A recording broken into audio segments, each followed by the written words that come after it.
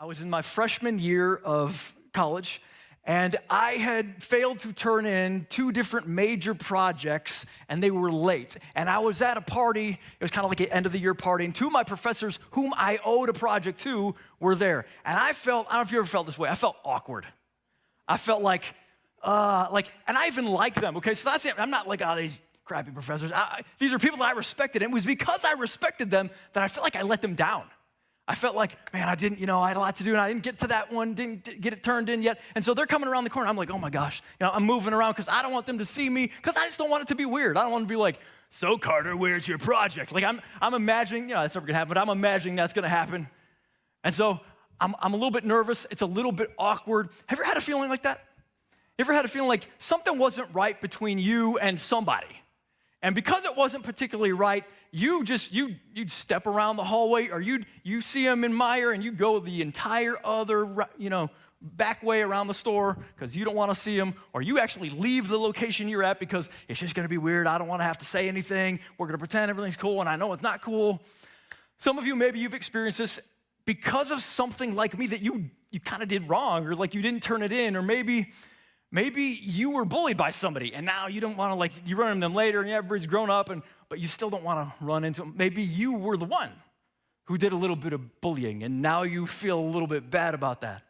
Maybe you see people that you used to know in a former part of life, and honestly, you're not as far along as you thought or maybe even boasted you would be to them.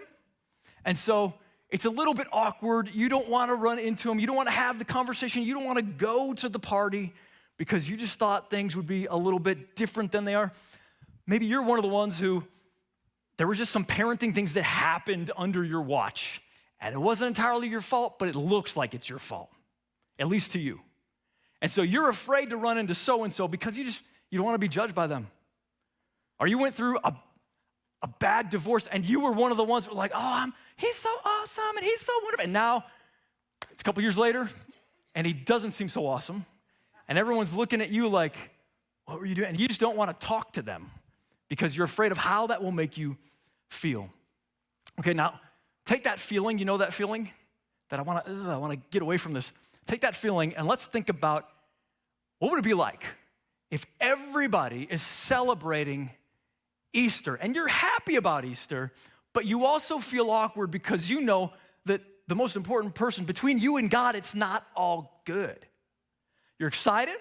You're glad the thing happened. Jesus ended up rising from the dead. That's awesome. And yet now you feel a little bit like, we haven't discussed what happened, and it wasn't great. And I feel like part of me wants to dodge him, and the other part of me wants to run into his arms. I want to talk to you today about being fully known and fully loved. I want to talk to you about today, what do you do when everyone is celebrating, but you feel a little bit at odds with Jesus? What do you do when everybody seems to be excited about he is risen indeed, and for you, there's a little bit of like, yeah, good, but I don't feel like we're good. So I'm pretending to celebrate with everybody, but I'm only kind of half doing it because truth is, I'm ashamed. I've got some deep shame. And I don't even have just a little bit of shame. Some of you know what this is about. Like I even bring that up, and you know there are some things that they even just come to mind. You try not to think about them. But when they come to mind, you're like, ugh, I feel bad about that. I feel every day, like every time that comes to mind, ugh. Maybe if you even know, like, well, Jesus forgives me, and maybe that's true, maybe that's you. But even still, the thought of it makes you feel sinking in your heart. And for some of us, maybe you have never felt that way. Maybe you're a little bit like Peter, who started out and went through a long time with Jesus of not really being on the same page about how different his heart was from Jesus. We're going to talk about Peter today because we're entering a moment in the Bible where it's actually a week after Easter. Jesus is risen from the dead. We were here last week. Jesus is so excited to see his boys, his disciples again, that he finds them. He cooks some breakfast, and they start to hang out just because Jesus wants to be with them. And Peter's there. Peter's excited about it. And yet Peter knows, like, I did something really bad though. Like I denied you to your face a lot, 3 times, and we haven't talked about it. And I feel like I let you down, and I feel like maybe I disqualified myself from some things, and I'm just a little bit afraid that you're gonna reprimand me or something's gonna go wrong here. And Peter has realized maybe I'm a little different, maybe I'm a little worse, maybe I'm not quite as awesome as I thought I was. And he might benefit from remembering Jeremiah 17:9. Jeremiah, speaking for God, speaks this about all humankind, and it's important for us to hear it. It says, the heart is the most deceitful thing there is and desperately wicked. No one can really know how bad it is. Now, it's important to understand this word wicked, okay? There's an Old Testament scholar named Bruce Waltke, really smart guy. He says, if you're trying to understand righteous and wicked in the Bible, one of the things you want to do, don't think about, he doesn't use this example, don't think about Thanos and like Captain America, okay? There's wicked and then there's good, okay? That's not really what it's about. He says, the righteous are the ones who will disadvantage themselves so that others can be advantaged. And the wicked are those who will disadvantage others so that they can be advantaged. Now, if that's true, then we've probably all been wicked. We've probably all, like, even without knowing it, there's times where we saw a situation where, like, I can work this for my good, though.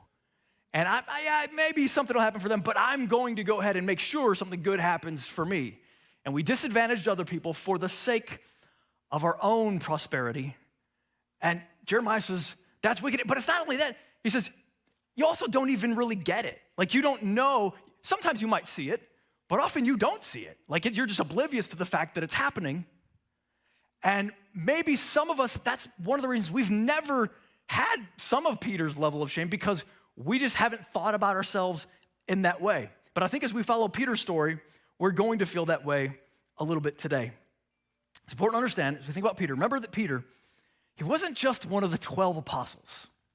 He was one of the three inner circle apostles. These were the guys that were with Jesus. They're like his best friends. He was with them all the time. He showed them like extra stuff. He was extra intentional with mentoring them. It was Peter, John, and James. They saw stuff like Jesus, change on the Mount of Transfiguration. He showed them all kinds of stuff. And Peter bragged. He bragged to everybody, hey, Jesus, just so you know, these other schmoes, they'll probably leave you. They'll probably forsake you, but never me. I'll never do it. It might be valuable for us to go back and let's just look at Peter's story entirely so we can understand how he's responding to the resurrected Christ. Okay, it starts with, let's go back to day 1. Peter has just, he first encounters Jesus. He invites Jesus. Jesus asks, can I preach to the people on your boat? Peter just gets in. It's a long night fishing. He's a fisherman. He's a man of the sea. He knows how to fish, but he didn't catch anything. Jesus borrows the boat to do a little teaching. Then he says, Peter, I know that you're tired, and I just want to show you something, so go ahead and throw your net over there, and you'll get a whole bunch of fish. Peter's like, I know that's not true because I'm a fisherman. I know that's not going to work, but just because you say so, I'll do it. He does it, and when he does it, he realizes, because the thing gets filled with fish, the nets are breaking, he realizes, whoa, this prophet, whoever this is, they have a lot of pull with God. They have so much pull that it reminds me of my own sin. And he gets on his knees. He says, Lord, get away from me, for I'm a sinful man. It says right there in Luke, Luke 7:8. A shout for help brought their partners in the other boat, and soon both boats were filled with fish and were on the verge of sinking. When Simon Peter realized what had happened, he fell to his knees before Jesus and said, oh, Lord, please leave me. I'm such a sinful man. He starts good. We should all start that way. We should start like, Jesus, you're completely other than me. You're not just like a guy. You're something entirely different. And when I'm in your presence, I should fall on my knees and say, I shouldn't even be around you. You're so awesome. And yet, time goes by, and you know how, I don't know, ladies, how you guys do this, but men kind of size each other up all the time. They're like, okay, how's this guy at this? And am I any better than that? And guys, I don't know why we do it. We just do it. And I got to imagine Peter is doing that on some level with Jesus, okay? He's sizing him up next to Jesus. Sometimes he thinks Jesus is going to need my advice. I'm going to lean in. That's probably why I'm on his team, so I can give him some good counsel. So the night before Jesus, 3 years goes by. Now they've been close, and Peter's been on the inner circle for a long time. And yet the night before Jesus is going to die, Peter leans in. Jesus is talking about, hey guys, pretty soon, in a couple hours, I'm going to be taken away from you. I'm going to be put to death. And Peter's like, no. Jesus, let me speak to you for a minute. Matthew 16:22, Peter took him aside and began to reprimand him, saying such things as, "Heaven forbid, Lord." He said, "This will never happen to you." Now, Jesus actually rebukes him right there. He says, actually, you're speaking for Satan right now. Zip it, because you're getting in the way of what God wants. But Peter, he's just that kind of, he's got a lot of confidence. He's got a lot of confidence. I bet you what, I know what they need to hear. They need to hear me. And so he opens his mouth. But he's also a soft-hearted individual. He actually does love Jesus. It's important to know about Peter. He is not devoted to religion. He's devoted to Jesus. Like, you don't get the impression at all that Peter's overly concerned about how perfectly he's obeying. It never even comes up for him, it seems like. Yet he's very devoted to the person of Jesus. He respects Jesus, so much so that he tries to get Jesus, essentially he's saying, Jesus, I don't need you to cover my messes. It's my mess. I don't need you to do it. John 13:4, Jesus is beginning to wash the feet of the disciples. Now, you got to understand this is a metaphor. He is demonstrating servanthood, but he's also demonstrating, I need to wash you with my blood. I need to wash your sin away. So Jesus is doing this big kind of performance art piece. So he got up from the table and took it off his robe, wrapped a towel around his waist, and poured water into a basin. Then he began to wash the disciples' feet, drying them with a towel he had around him. When Jesus came to Simon Peter, Peter said, Lord, you are going to wash my feet? Jesus replied, you don't understand now what I'm doing, but someday you will. No, Peter protested, you will never, ever wash my feet. Jesus replied, unless I wash you, you won't belong to me, Peter. Peter's heart is kind of right, because he's like, hey, you didn't make this mess, and I respect you too much, Jesus, to have you do something a servant would do. It was servants that come in and wash people's feet. Jesus shouldn't have to wash people's feet. And so on one level, he's giving him props, but he's also misunderstanding. He's misunderstanding his own role in helping him. He really doesn't add anything to what Jesus is doing. And he's overconfident in his self. He's overconfident in his performance. He's overconfident in his ability to help Jesus as though Jesus actually needed his help. And you got to think about Peter, man. Think about, if I was Peter, I'd probably be a little bit arrogant too. As I look at all these other dips, they didn't get out of the boat. They didn't even try to walk on water. I did.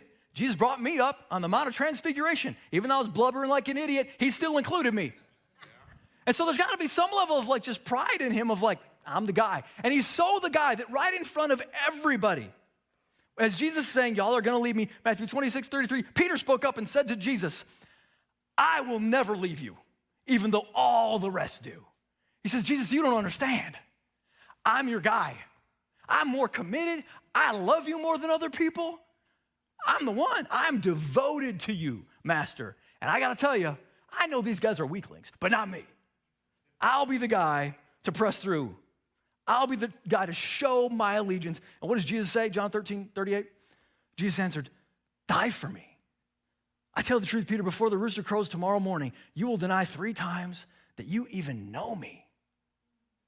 And that's what Peter does. He denies him. He bails, man. He gets scared. He gets scared for his life. And it all begins to fall apart. And here's what happens. Here's what we do, what Peter probably was tempted to do. When you're confronted with you've done something shameful, you can do a few things. One thing you can do is just be in denial about it. You can just be like, nah, that didn't happen. That's not what it was. That's not what happened. Now, if you do that, the problem is whoever you're in a relationship that thinks you're wrong, you're going to create distance between those two. You've seen this, right? You've had someone that you disagree with, and it's a sharp disagreement, and you're so sharp you can't even come together anymore. And so you just start to relationally drift, and that can even happen with God. As maybe we're a little bit, our conscience is pricked, and we're like, no, that's not happening. What is happening right there is you're slowly beginning to drift because you're in denial about it. The other thing that might happen is maybe just as bad or worse. It's where you begin to carry the weight of shame so deeply, the rest of my life, I've got to be trying. Got to be getting it right. I'm so ashamed, I got to work myself back into God's favor. I got to do like Peter. I clean myself. God, you didn't make this mess. I made it. And so I don't really know how it works. I don't know if I've ever made up for it. I don't know how you feel about that, but I'm going to keep trying and keep trying and keep trying. But Jesus shows us a third way. There's a different way on Easter. There's a way where he takes Peter and they retrace Peter's steps. Peter, there's a version where you don't have to be filled with shame and you don't have to live in denial. You just have to embrace the identity of a forgiven sinner. That's what you have to do. Now, you know that if your mind is playing games with you, it's not necessarily great for your mental health if you're always trying to live up to something that you never know if you did or not. Or if you're in denial, you're really not walking in reality. That's not great for your mental health either. And so Jesus, in his mercy, he says, let me do some healing. So let's pick it up where we were at last week. Remember last week, Jesus was demonstrating his heart. He's with the guys. They're having breakfast together. So they eat and everybody's doing great. And then Jesus pulls Peter off to the side. It's time to talk. They haven't been connecting about it yet. Jesus knows the right time. Somebody say Jesus knows the right time. Jesus knows the right time. He says, Peter, I know you don't feel buttoned up. I know that your emotions are probably getting the better of you from time to time. You might even be thinking, as I would be thinking, I don't know about you if you'd be thinking this, I'd probably be thinking if I was Peter, did I miss my shot? Because before I denied him, like Jesus was on the way up. I thought this was a whole military, like new king, everything. I'm gonna be the right-hand guy. And he's including me. I can't wait. I'm gonna be bossing people around. I'm gonna tell them what to do because I'm Jesus's guy. And when I denied him, even if he still loves me, did I lose my shot? Did I jack that up so bad that, hey, Peter, you can stay alive, but you're not coming with us. You're not gonna be able to do anything that you were supposed to be able to do because you screwed it up too bad. You're not disqualified. I would be thinking that if I'm Peter. Is Jesus done with me? Good news, my friend, on Easter Sunday, he ain't done with you. So when they had finished breakfast, Jesus said to Simon Peter, Simon, son of John, do you love me more than these? Man, it's like every one of these lines is so important. Simon, son of John, do you love me more than these? He's pointing to the other disciples. He said, remember, Peter, when you said, if all of them left me, you wouldn't. Do you still think that? Do you still think you love me more than they do? Do you love me more, Peter? I said to him, yes, Lord, you know that I love you. He said to him, tend my lambs. He said to him again a second time, Simon, son of John, do you love me? He said to him, yes, Lord, you know I love you. He said to him, shepherd my sheep. He said to him a third time, Simon, son of John, do you love me? Peter was grieved because he had said to him the third time, do you love me? That's how many times Peter had denied him. Now Jesus is asking 3 times. And he said to him, Lord, you know all things. You know that I love you. Jesus said to him, tend my sheep. Like Peter, Jesus invites us, here's number 1, Jesus invites us to look at our mistakes. He's taken them through 1, 2, 3, just like you denied 1, 2, 3. Let's look at this for a minute, Peter. Let's retrace the steps. Now, Jesus, you gotta remember, right? He's friendly, he's gentle, he's open. He's not slapping him upside the head. He's not like, well, I'm pretty disappointed with you, but let's talk about what we can do about it. He doesn't do anything like that. He's already demonstrated the context of this entire conversation is relationship. It's kind of like a little breakfast party. It's fellowship. That's where Jesus is pulling him aside. And no matter what you and I have done, the context for Jesus is friendly and open and desiring to be with us, desiring fellowship. He says, Peter, let's look at your failures so that we can attempt to bring healing to them. But you'll notice what Jesus doesn't say. He doesn't say, hey, you know what, Peter, it's all good. What are you gonna do, man? You didn't know it was coming, and sin's really just not a big deal. So God he just loves everybody and everything. And so these things, they're really not just a big deal to God. So it's all good. He doesn't say that because that would be incorrect. Think about this.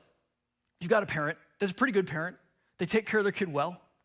They make sure that the kid doesn't get drunk while they're away. They make sure the kid eats the right amount of stuff. Make sure the kid goes to bed at the right time. And they do that because they love the kid. Those things are a little bit of a big deal because they love the kid. They want the kid to turn out the way that would be better than that. Then you bring in a babysitter, and the babysitter, they don't tell the parents, but they're like, I don't care what you do, man. Sure, get drunk. Sure, eat whatever you want. Let's spend money we don't even have. I don't care. Why? Because the babysitter doesn't care. They don't care what happens to the kid. They're like, not my kid. I don't care. They can do whatever they want to do because they don't really love the kid. the way the parent does. If God were to say, hey man, do whatever you want, I don't care. It's no big deal. Sin's not a thing that it's gonna bother me. It would prove to us, so you don't care? You don't care what happens? You don't care what we do? No, God is too good of a father for that. He says, I definitely care. That's why the cross is such a big deal, because it was a costly thing to cover costly sin.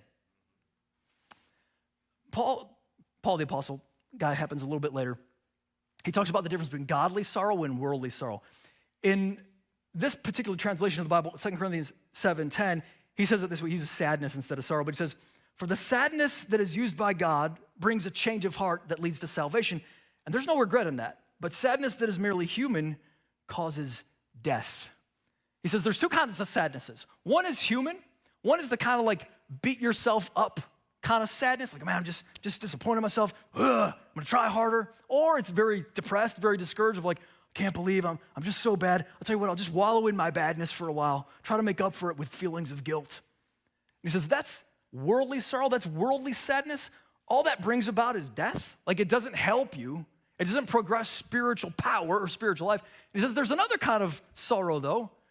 It's godly sorrow. It's sorrow that I am sad that there were bad results. I'm sad that this maybe hurt other people, but even more, I'm sad that this hurt God.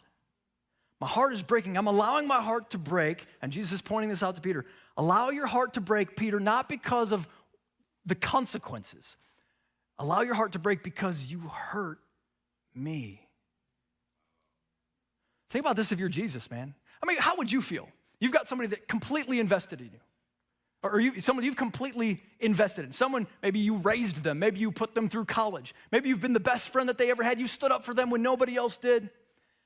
And then they not only entirely betray you, but they go public with it. I mean, that's what Peter was doing. They go public with it. They're posting on social media, I hate them. I don't want to ever have anything to do with them. Believe it or not, that is what it was like for Jesus. He's feeling this as this happens. It's a big deal. There was curse that Peter was calling down. It says right in Matthew 26:74, so this is when Peter's denying him. He says, then he began to call down curses and he swore to them, I don't know the man. And immediately the rooster crowed. Richard Bauckham, he's a theologian. He talks about, he's a commentator on this passage. He says shame and honor culture is a little bit different than ours. So we might even diss somebody and we're like, I didn't mean it, man, don't worry about it. But for them, to say I don't know them, loyalty is a way bigger deal in a culture like that in the ancient Near East. To say you don't know somebody, they're like, oh, I guess he doesn't. To curse them, to say, forget about this guy. I hate this guy. I don't have anything to do with that guy. That's Peter proving, see, I'm not connected to him. For Jesus to know that Peter's saying that about them, can you imagine how much that cuts to his heart? Oh, dude, it absolutely does. And if we'll consider this, if Peter will consider this, we'll see we need to avoid the idea of cheap grace. See, cheap grace is where obedience doesn't matter. Cheap grace says, hey man, it's no big deal. Dietrich Bonhoeffer, many of you know, he was an executed pastor in Hitler's Germany. He wrote about this thing called cheap grace in his book, The Cost of Discipleship. And what he was wondering, he's pondering the question, how is it that the entire church in Germany threw in with Hitler? How did they do this? Because he opposed Hitler, and that's why he was put to death. Why did they do this? And he determined it was because of cheap grace. It was because they believed, God so loves everybody that sin just isn't a big deal. He'll just forgive everything. So even if Hitler's wrong, you know what? God will just forgive it. I don't like everything that's going on, but you know what? I'm not going to stick my neck out in case I lose it, so God will forgive me. And Bonhoeffer said, it's because of cheap grace that people gave themselves. The pastors signed an agreement. They signed their names to the idea that we support Hitler no matter what. Is that psycho? A man who was executed in that time, in that context, says it was because of cheap grace. Guys, sin is costly. Sin is a big deal. When we have a low view of sin, we must have a low view of the cross. If my sin is no big deal, then why does Jesus have to die? Can't it just be like, oh, it's fine? No, you put the most important person in the universe to death, the most expensive thing there is, you make payment with his blood because it's a big deal. Because it's the only thing that will work. Nothing else will work. I can't use gold. I can't use platinum. I can't use anything. The only thing that will work is the shed blood of the Son of God. That's how big a deal it is. It's not cheap grace. It's mocking grace if we make it cheap. It's not cheap at all. And so Peter does this 3 times. And Jesus has got to be like, Peter, when that was happening, Peter, you don't know who you are yet. You don't know who you are. See, Peter, you still think, like maybe I think sometimes, and maybe you think sometimes, you still think you're the hero. You still think you're the advisor. You still think that you're the strong one. My friend, you've got to get, if you really want to understand yourself right, and you want to understand yourself in relation to Jesus, he says, you got to realize that you're the traitor. Dude, you're Gollum. You're Thanos. Fill in the bad guy. Like, you're that guy. You're not the hero. You're not the one who saves the day. You're the one who needs saved despite your treachery. When you're the one who said, everything that Jesus did for me, it meant nothing, and you say it publicly, that hurts Jesus. But Jesus is so awesome. He's so friendly. He's so good that he's the friendly surgeon. He says, okay, Peter, we're going to retrace your steps. I need you to hold still because I'm going to cut some stuff out. We're going to show you, and I want you to feel it. So let's review these steps. So number 1, Jesus invites us to look at our mistakes. And then number 2, Jesus invites us to genuine remorse. He says, Peter, I need you to actually feel this. I need you to think about how this hurt me. I need you to think about what this cost. And I personally don't think Peter was caught off guard. Here's why. He denied Jesus 3 times. I've been in situations, maybe you have too, where you just kind of react and you had nothing planned for that moment. You never thought you'd be in a moment like that. You see something crazy happen at the mall and you're like, I don't know what to do, man. I didn't know this was gonna happen. And you just don't react. And in retrospect, you're like, I wish I would have done something different or said something, or why'd I let her talk to him like that? Whatever it was, you know that it's just because of surprise you reacted that way. Okay, maybe if that happens again, you're still just as surprised. But if it happens a 3rd time, dude, the reason you did that is because that's what's in you. You did it the 3rd time because that's what's in you and that's what comes out. When you chose to do it a 3rd time, it wasn't an accident. You've had time to think about it and turn around, and now you do it again. Maybe you're like me. Maybe you've seen this in your own anger sometimes. I've let things boil up inside of me, and I'm like, I'm just going to be patient with them. I'm just going to be patient, and then I just blow my top. I was patient long enough. I didn't say anything like I should have, and then, blah, and what churns out of me is not the gentleness of Jesus. And it doesn't matter how right I might have thought I was in that moment, because my actions and my heart were very wrong. And Jesus says, look at it and feel it. Feel what you did there. Feel how hurtful that was. Then he says, Simon, son of John. Ooh, Simon, son of John, do you love me more than these? He says, Simon, son of John. That's really interesting right here because, see, Jesus had already given Peter, Simon Peter, a new name, Peter. He said, I tell you, your name is Peter. On this rock, I'll build my church. You're understanding that I am the Messiah. Peter, you are strong. You're a warrior, man. You're going to be used of God, man. You're going to stand in the gap. You're going to be, And yet here he kind of reverts it. He doesn't call him Peter. He says, Simon. Remember I used to call you Simon? I'm calling you Simon again. You're not the rock. You're just the son of John. I'm removing the honor that I spoke to you. Temporarily, I'm removing it. I'm calling you like I know you are. See, sometimes Jesus will even remove honors from us because we're getting trippy, man. We're thinking we're more important than we are. I'm not saying this always happens, but sometimes God will have to just touch us for a second to say, I gave you that honor and I can take it away because you're not understanding who you are. You think you really are awesome. You really think you are God's advisor. You really think you are the strong one in the situation. Jesus says, I'm the strong one. I need no advisor. And so I'll take away your honor so that you can get it that, sir, ma'am, you just need to humble yourself. I know who you really are. I know who you are without all of your defenses up. I know all the things, your insecurities about who you really think you are. Jesus says, I know all about those.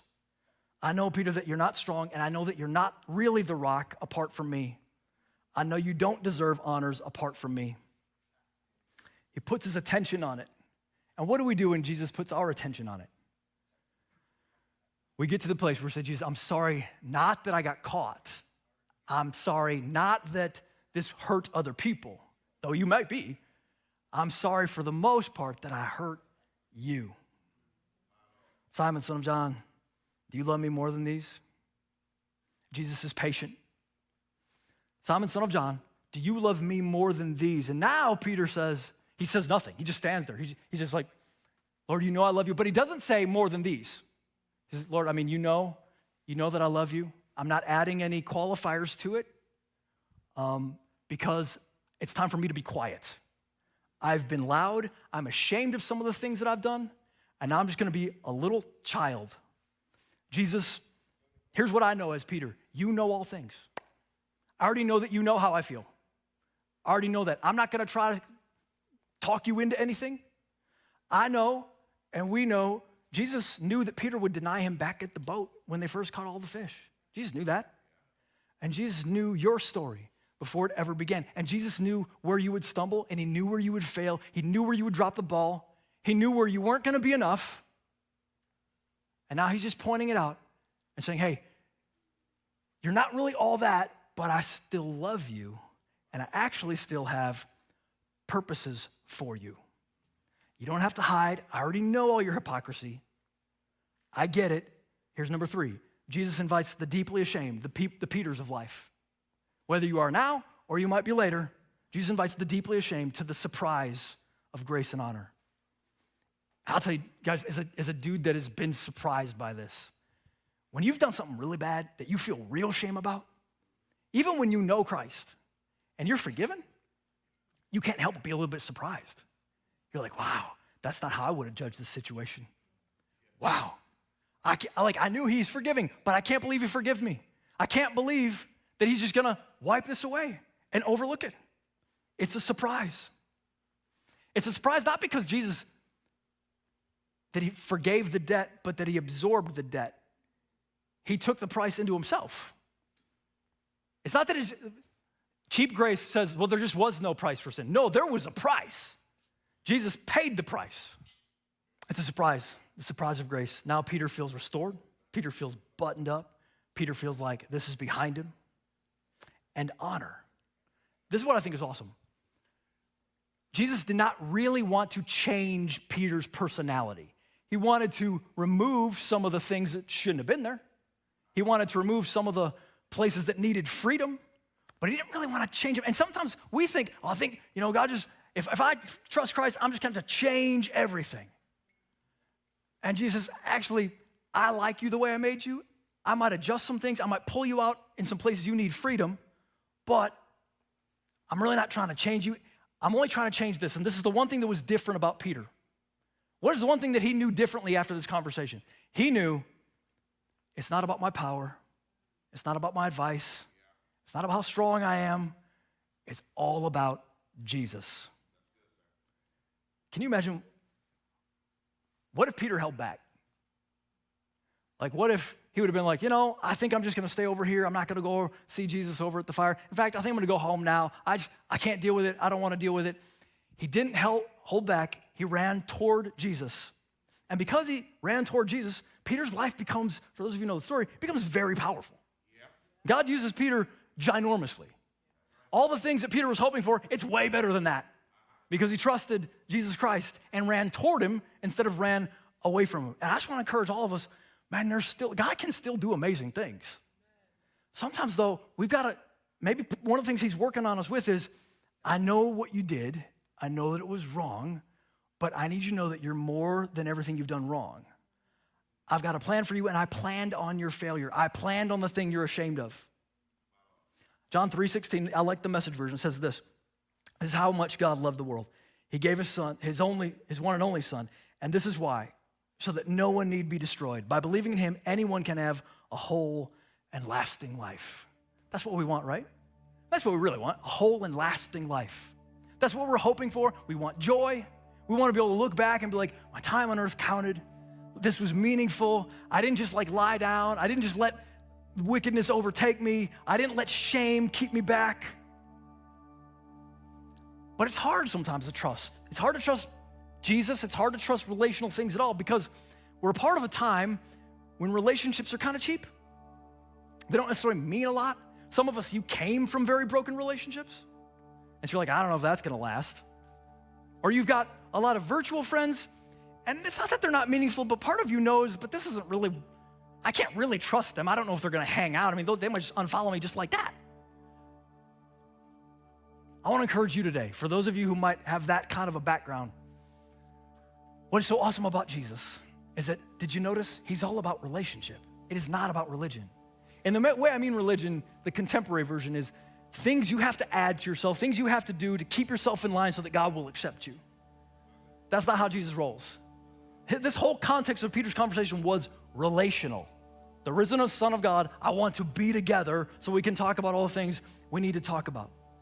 My wife and her friends, she's got three really good, she got a million good friends, but she's got two that she talks with all the time via voice audio. You ever do this? I'll send a voice audio when I'm trying to talk to maybe somebody who works at Fierce or somebody else. I want to get specific instructions, and so I want them to hear voice audio. These gals, they just talk about their day. They just talk about, well, this happened, and this is how I feel about my kid, and oh, this is how work went. And I think that's great. It's wonderful. It images God on some level. I'm just saying, as a guy, I don't do that with Pastor Brandon. I'm like, hey, tell me about your day, man. How'd that go? We might do that when we're together, but we don't send audios about it, okay?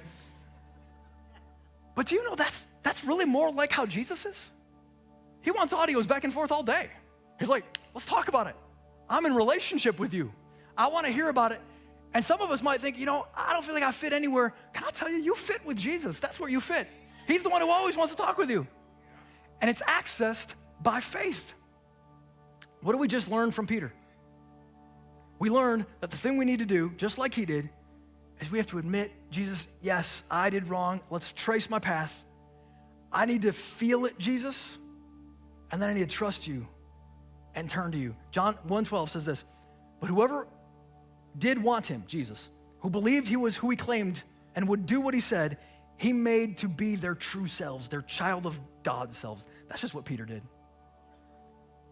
We admit it, we feel it, and we turn to Jesus and trust him in the context of relationship. I want to do something a little bit different today.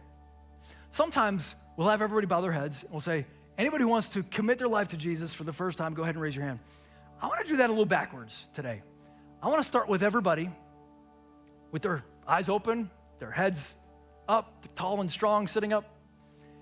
And I'm going to pray a prayer, and I'm going to say, whoever wants to run to Jesus and admit that you're one of the ones that needs his mercy, you're one of the ones that needs his surgical cutting sometimes, you're one of the ones who you're just happy to be forgiven, you trust that he loves you, and you're ready to move forward with the plan of God. If that's who you want to be, if that's what you want to do, I'm going to pray that, and then I'm going to ask you to just go like this, just physically, just put your head down and bow before your master, Jesus Christ, because that's what he is. He comes as a friend, also a master. Bow your head before him, and that's a little form of worship for you to say, Jesus, this is me now. I'm the one. I am unashamed in front of all these people. I need you. I'm Peter, and I need you. Let's do it right now. Father, we pray in Jesus' name that you would help all of us to feel the places that we're trying not to feel, that we're trying to pass by. We pray in Jesus' name that you would burn it into our hearts even if necessary, that we would be in agreement with you, that we'd not be trying to make up for anything, we'd not be trying to drift from you and get away from you. We just face you, Jesus, right here at the fire. We say, we are the one. We're the one who did it wrong, but you know we love you. And we want to ask for your greater purposes in our lives. Jesus, would you come, forgive us, restore us, and bring about greater plans than we ever thought possible? If that is you, if you believe that, if you're praying that this morning, would you just bow your head right now and close down with your arms? Just bow. Wherever you are, just bow. Bow before him. Don't look at anybody else. Look at Jesus. You're at the fire with him. If that's you, Jesus, I need your forgiveness. I'm ashamed of what I've done, but I'm not ashamed of you, and I'm not ashamed of the gospel. And I receive your love and forgiveness. Bow before him. What a friend we have in Jesus. What a friend we have in Jesus. God, this is what we want. More of this, please. In Christ's name, amen.